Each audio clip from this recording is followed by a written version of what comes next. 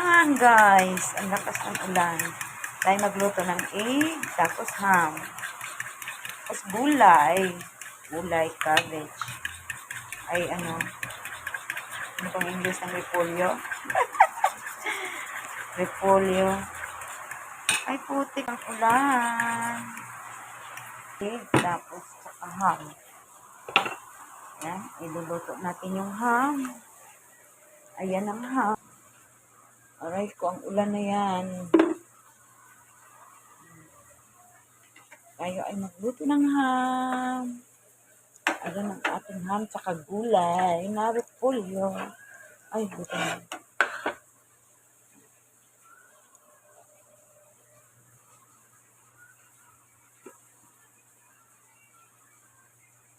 Nang lulutuin.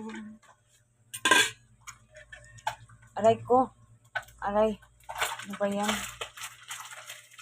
Ang sakit ng apoy. Ang sakit ng apoy. Ang sakit ng apoy. Ang sakit ng apoy. Aking nasunog na, oh. Nasunog na. Nasunog na, nasunog na. Nasunog ko. Aray ko.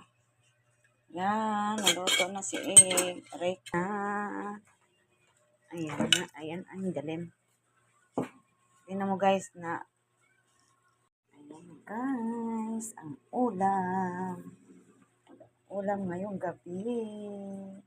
Nasunog yung aking ham. Kakayuto. Ayan. Kanin na lang ang kulang. Kanin na lang ang kulang guys. May chicken pa. Chicken. O, kanin na lang ang kulang. Ano ba itong kanin?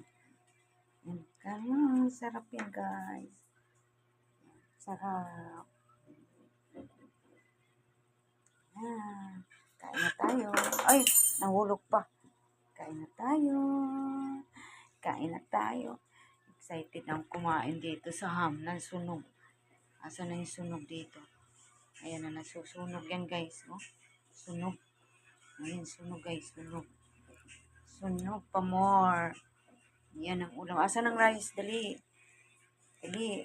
Ayan. Oh. Maga.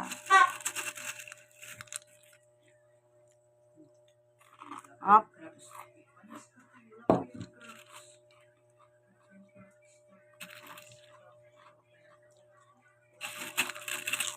Basta.